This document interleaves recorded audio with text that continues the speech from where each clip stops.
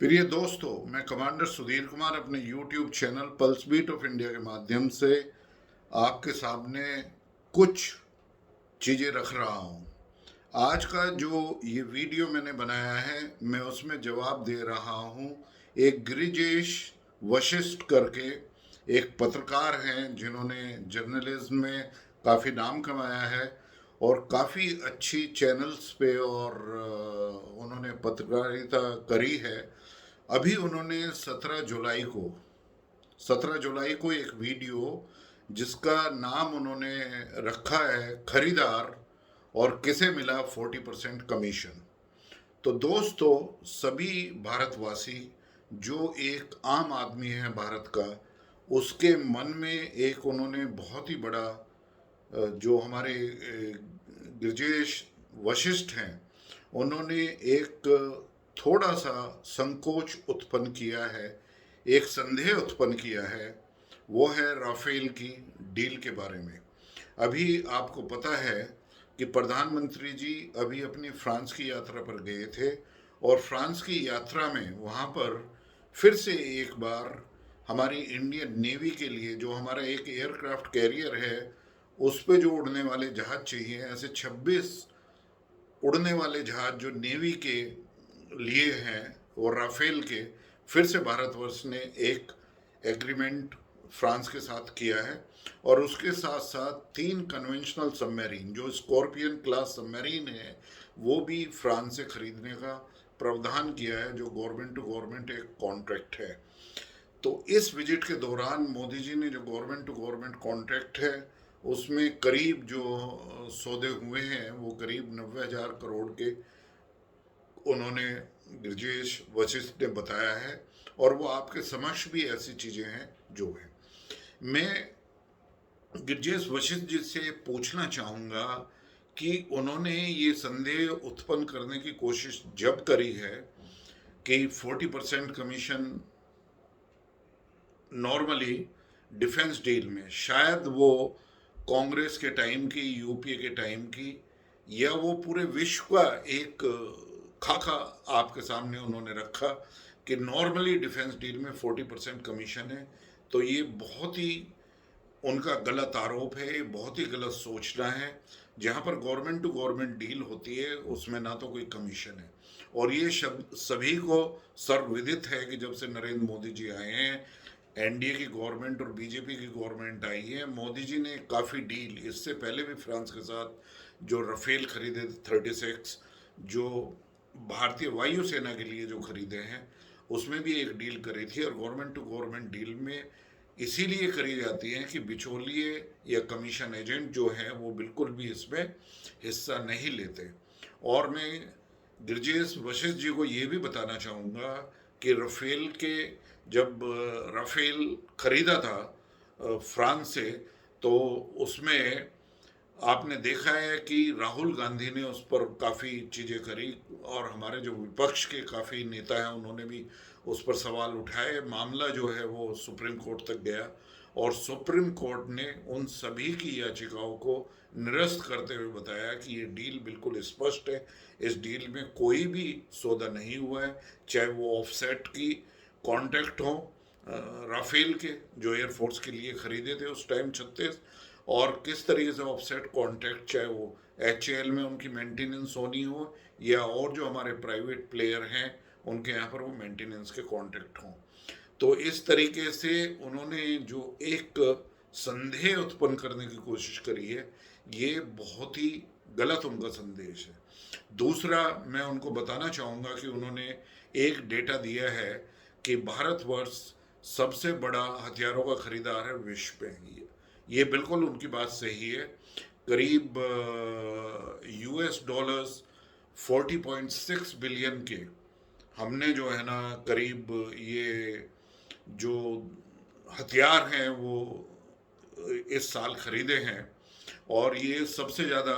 हथियार हैं 2022 और 2023 मार्च तक, जो उन्होंने अपना एक डेटा रखा है। यस, मैं बताना चाहूँगा उनको कि शायद गिरजेश वशिष्ठ जी का बस एक ही कि वो हर जगह ये सोचते हैं कि वो हर एक विषय का पूर्णतः जानकारी है उनको, या वो रिसर्च कर सकते हैं या उनकी समझ है। कभी कभी ऐसा होता है कि पढ़ने के बाद भी यदि आप उस फील्ड के और उस विषय को आप नहीं जानते हैं, गहराई से नहीं समझते हैं, तो आपको ऐसे सब्जेक्ट पर नहीं बोलना चाहिए। उनको शायद ये नहीं पता है कि किस तरीके से भारतवर्ष में, जब भारतवर्ष आज़ाद हुआ 1947 में, तो हमारे जो शिपयार्ड थे, जो हमारे जो एयरक्राफ्ट मेंटेनेंस के इंस्टॉलेशंस थे इंडिया में, हमारी ऑर्डिनेंस फैक्ट्री थी, वो डिफेंस मैन्युफैक्चरिंग या डिफेंस रिपेयर और मेंटेनेंस के बारे में बहुत ही प्रतिष्ठित थी और बहुत ही अच्छा इकोसिस्टम हमारे यहाँ पर था। और जो सेकेंड वर्ल्ड वार में हमने पूरे एलाइड फोर्सेस के जो है ना एरोप्लेन्स को, शिप्स को यहाँ पर रिपेयर किया, और बाद में इन सभी शिपयार्ड में हमने शिप्स का निर्माण भी किया। लेकिन धीरे धीरे जो नेहरू जी का एक पॉलिसी थी, उसने डिफेंस मैन्युफैक्चरिंग को काफ़ी कमज़ोर किया इंडिया में। और फिर जिस तरीके से कांग्रेस ने बाहर से प्रोक्योरमेंट शुरू किया और उसमें जिस तरीके से कमीशन होता था, वो शायद गिरिजेश वशिष्ठ जी उसी का जो है ना उनका माइंडसेट, और एक तरीके से वो उसी को सोच कर और उस बैकग्राउंड को वो देना चाहते हैं, जैसे वेस्टलैंड हेलीकॉप्टर में हुआ, या नेहरू जी के टाइम में जो जो एक जीप कांड था, जिसको या अंतरिक्ष के सौदे हुए या कोई भी एयरक्राफ्ट बाहर से खरीदा गया, उन सब में डिफेंस डील में कमीशन होता था, ये सबको सर्वविदित है। लेकिन यदि आप यूपीए 1 और यूपीए 2 में जब मनमोहन सिंह जी थे, तो उस टाइम पर न सिर्फ नेहरू के टाइम पे और इंदिरा गांधी जी के टाइम पर डिफेंस प्रोक्योरमेंट को पीछे हटाया गया क्योंकि उसमें कमीशन था, लेकिन यूपीए 1 यूपीए 2 में क्लीन अपनी इमेज को रखने वाले जो मिस्टर एंटनी थे, जो डिफेंस मिनिस्टर बने, उन्होंने कहा कि मैं कोई भी ऐसा प्रोक्योरमेंट नहीं करूँगा जहाँ पर कमीशन एजेंट नहीं, क्योंकि यूपीए और कांग्रेस के ऊपर जो है ना वो काफ़ी वेस्टलैंड हेलीकॉप्टर और दूसरी डिफेंस डील के काफ़ी करप्शन के चार्जेस चल रहे थे। तो इस वजह से उन्होंने कोई प्रोक्योरमेंट नहीं किया। और 2014 से पहले स्थिति ऐसी आ गई कि हमारे जो एयरफोर्स के जो एरोप्लेन की स्क्वाड्रन है, ऑपरेशनल एक्स स्क्वाड्रन, वो पहले गिरकर 26 हुई, 26 के बाद 24, उसके बाद में 22 और 21 तक आई, जब हमारे प्रधानमंत्री जी ने डिसीजन लिया कि किस तरीके से डिफेंस प्रिपेयर्डनेस को over a period of time, पहले नेहरू जी ने कमज़ोर किया, उसके बाद में घोटालों ने कम किया, और किस तरीके से डिफेंस मैन्युफैक्चरिंग को एक जो बैक सीट पर रखा गया था, वो दोनों तरीके से प्रधानमंत्री जी ने उसको आगे बढ़ाया। तो मैं ये कहना चाहूँगा गिरजेश वशिष्ठ जी को कि भारतवर्ष जो 800 साल से 1000 साल जो गुलाम रहा, उसका कारण उन्होंने कभी स्टडी किया है क्या? स्ट्रेटेजी उन्होंने पढ़ी है? तो सिर्फ उसका एक ही कारण है कि हमने शक्ति में कभी विश्वास नहीं किया, हमने शक्ति उस टाइम पे खो दी, और उस शक्ति का निर्माण ना करते हुए ऐसा हुआ कि भारत के इन्वेडर्स जो थे उनको हम अच्छे तरीके से परास्त नहीं कर पाए। ये दूसरी बात है कि हमारे राजा महाराजा आपस में मिलते थे और उनकी सारी खबरें जो है ना वो इन्वेडर्स को देते थे, या इन्वेडर्स कुछ लालच देते करते थे, लेकिन भारतवर्ष की शक्ति का हास हुआ इस पीरियड में और हम गुलाम बनते चले गए। तो यही मैं उनको बताना चाहूँगा कि जब एक देश वो अपनी इकोनॉमिक कंडीशन को मजबूत करता है, तो उसके बी फिटिंग उसके साथ साथ उसको एक सामरिक शक्ति का भी बहुत बड़ा एक महत्व है और उसको मजबूत करना पड़ता है। हमारे एक साइड में पाकिस्तान है और आप जानते हैं कि कितने सालों से पाकिस्तान के साथ हमारे कैसे संबंध हैं, वो एक तरीके से हमारा दुश्मन है। लेकिन जो वो दुश्मन नंबर 2 है, पहले नंबर 1 पर अब चाइना है। और सभी जानते हैं कि नेहरू जी की गलती के कारण किस तरीके से हमने 38,000 स्क्वायर किलोमीटर का एरिया हमने खोया अक्षय चीन का इन 1962, क्योंकि हमारी प्रिपेयर्डनेस जो थी, वो डिफेंस की प्रिपेयर्डनेस वो बहुत ही कमज़ोर थी। हमारे जो बॉर्डर रोड इंफ्रास्ट्रक्चर था उसको पूरी तरीके से नेग्लेक्ट किया हुआ था। हमारे जो जवान थे, जो रेगुलर आर्मी थी, उसके पास भी राइफल्स नहीं थी। तो इसी तरीके से फिर एक बार भारतवर्ष के पास शक्ति नहीं थी और वो हमें एरिया छोड़ना पड़ा। फिर हमने देखा कि कांग्रेस के राज में डिफरेंट डिफरेंट पीरियड के अंदर जो है करीब फिर 4,500 से 6,000 किलोमीटर का एरिया वो चाइना को छोड़ना पड़ा। ये एक दूसरी बात है कि कांग्रेस की एक पॉलिसी भी थी कि वो चाइना के समक्ष नहीं खड़ा होना चाहते थे। वो चाइना के खिलाफ जो है ना, जो बॉर्डर इंफ्रास्ट्रक्चर है उसको नहीं बनाना चाहते थे, और इसमें भारतवर्ष की वो कमजोरी उन्होंने रखी। और इसका एहसास जो है 2014 में मोदी जी को बहुत ही अच्छी तरीके से था कि हमें यदि चाइना के खिलाफ खड़ा होना है तो हमें हर तरीके से अपनी एक तो जो इंडिजिनस डिफेंस मैन्युफैक्चरिंग है उसको बढ़ावा देना पड़ेगा, लेकिन अपनी सामरिक शक्ति को भी जो हमें प्रिक्योरमेंट करना है जो प्रायोरिटी पे, उसको हमें, चाहे वो ग्लोब मास्टर हो या चिनोक हो या अपाचे हो या और राफेल हो या जो हमारे ड्रोन्स हैं प्रीडेटर जो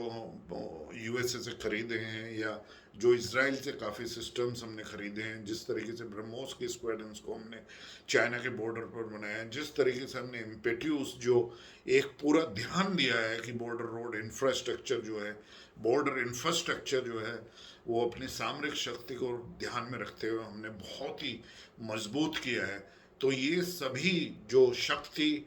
बढ़ा रहा है भारतवर्ष, वो भारत के लिए बहुत ही अत्यंत जरूरी है।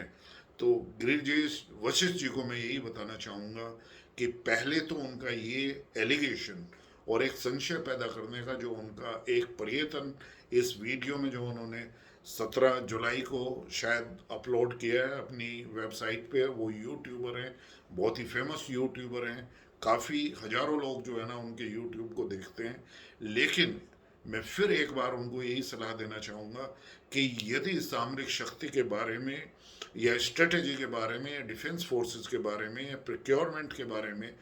यदि गवर्नमेंट की पॉलिसी के बारे में आपको पूर्णतः ज्ञान नहीं है तो प्लीज़ उस पर टिप्पणी मत करिए, ये मत बताइए और ये संशय पैदा मत करिए कि ये 40% कमीशन जो डिफेंस डील हो रही है गवर्नमेंट टू गवर्नमेंट जो प्रधानमंत्री जी अपनी विजिट में कर रहे हैं, उसको इस तरीके से संशय वो आम आदमी के मन में आप मत करिए। अब आप देखिए 2014 के बाद में डोकलम हुआ, या उससे पहले जो पुलवामा हुआ, जिस तरीके से हमने ये डीप पेनिट्रेशन एयर स्ट्राइक करी, उससे पहले सर्जिकल स्ट्राइक करी, जिस तरीके से हमने चाइना के खिलाफ, चाहे वो डोकलम हो या फिर दूसरा जो गवलान उसमें जो हुआ है, जिस तरीके से हमने चाइना के समक्ष जिस तरीके से हमारे सैनिक लड़े हैं और उनको नुकसान पहुंचाया है, तो आज ये इसी का नतीजा है कि हमने हर तरीके से, भारतवर्ष ने वो डिफेंस प्रोक्योरमेंट भी किया है, जो हमारे एजिंग एरोप्लेन्स हैं, और अब जो एजिंग एरोप्लेन्स हैं या हमारे जो पुराने शिप्स हैं, जिस तरीके से जो हमारी सप्लाई चेन है वो रशिया और यूक्रेन के युद्ध के बाद में जिस तरीके से कंस्ट्रेंट्स हुई हैं, तो हमने अपना इंडिजिनस जो है, चाहे वो हम स्कॉर्पियन सबमरीन जो है, जो एसएस के सबमरीन जो 75 प्रोजेक्ट है, जो मझगांव डॉक यार्ड में हमने 5 बनाई है और एक अगले साल तक कमीशन हो जाएगी, आईएनएस खंडेरी, कलवेरी, वेला, वागीर, वाजीर, ये सभी क्लास की जो सबमरीन जो फॉक्सट्रॉट खरीदी थी, फिर उनका नामकरण संस्कार करते हुए जिस तरीके से मझगांव डॉकयार्ड में हमने बनाई है, जिस तरीके से न्यूक्लियर सबमरीन को हमने एलएनटी के साथ में और अपनी वाईजैक में जो हमारी व्यवस्था है न्यूक्लियर सबमरीन बनाने की, जिस तरीके से हम उसमें आगे बढ़े हैं, जिस तरीके से हमने वहाँ पे अरिहंत को कमीशन किया है, अलीगढ़ जल्दी से कमीशन होने वाली है, और एक रशिया से जो है ना हमने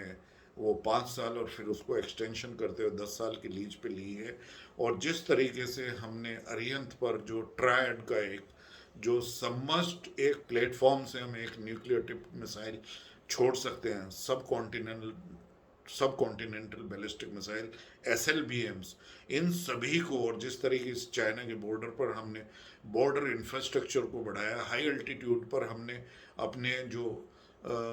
10 से 12 एयरपोर्ट्स जो है ना, एरोड्रम्स जो है ना, हेलीपोर्ट जो हमने ऑपरेशनल किए हैं, उससे हमारे सामरिक शक्ति का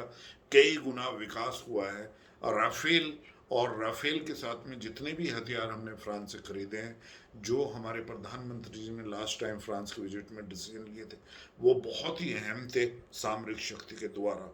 और ये सभी जो प्रिक्योरमेंट भारतवर्ष आज नंबर वन एक हथियार का प्रिक्योरमेंट कर रहा है, डेफिनेटली ये कर रहा है, लेकिन जिस तरीके से इंडिजिनस मैन्युफैक्चरिंग में हम आगे बढ़ रहे हैं, तो आप देखिए, एक तरफ हम एयरक्राफ्ट कैरियर बना रहे हैं, स्टेल्थ शिप बना रहे हैं, डेस्ट्रॉयर बना रहे हैं, जो हैं हम फ्रिगेट्स बना रहे हैं, हम ओशन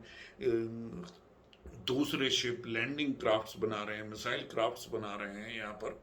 और अपने फ्रेंडली देशों को भी उनको दे रहे हैं। और इसी तरीके से मिसाइल ट्रैकिंग प्लेटफॉर्म हो या और तरीके से अंडर वाटर प्लेटफॉर्म हो, इन सभी का विकास जो है ना भारतवर्ष ने इंडिजिनस मैन्युफैक्चरिंग में किया है।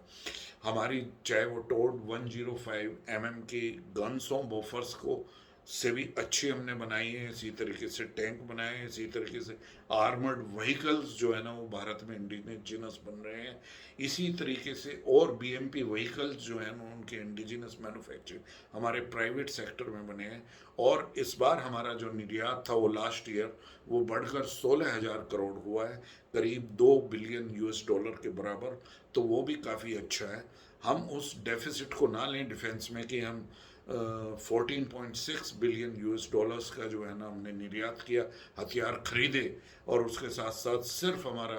2 बिलियन डॉलर का, उससे पहले तो कुछ भी नहीं था। तो कांग्रेस के टाइम में, UP1 UPA टाइम में बहुत ही डिफेंस की प्रिपेयर्डनेस को नेग्लेक्ट किया गया है। आज मोदी जी ने इंडिजिनस डिफेंस मैन्युफैक्चरिंग को, प्रोक्योरमेंट पॉलिसी को, कि कितनी चीज़ें जो है ना उन पर अंकुश लगाया है, वो सिर्फ हमारी MSME और हमारी इंडस्ट्री यहाँ पर प्रिपेयर करेगी जो डिफेंस मैन्युफैक्चरिंग में यूज होती है। लेकिन कुछ ऐसे सामरिक हथियार जिनका खरीदे जाना बहुत ही ज़रूरी है, जो हमारी एक डेप्लीटेड एयरफोर्स के स्क्वाडन उनको अपग्रेड करना हमारा वो है। आज हमने जो कोचिन शिपयार्ड में एयरक्राफ्ट कैरियर बनाया है, उसके ऊपर हमें जो नौसेना में उड़ने वाले, और जो वहाँ पर हमारे एयरक्राफ्ट कैरियर के ऊपर जो लैंड कर सके और वहाँ से फ्लाइट करके दुश्मन को वो चुनौती दें, वो इंडियन ओशन में चाइना के खिलाफ और पाकिस्तान के खिलाफ,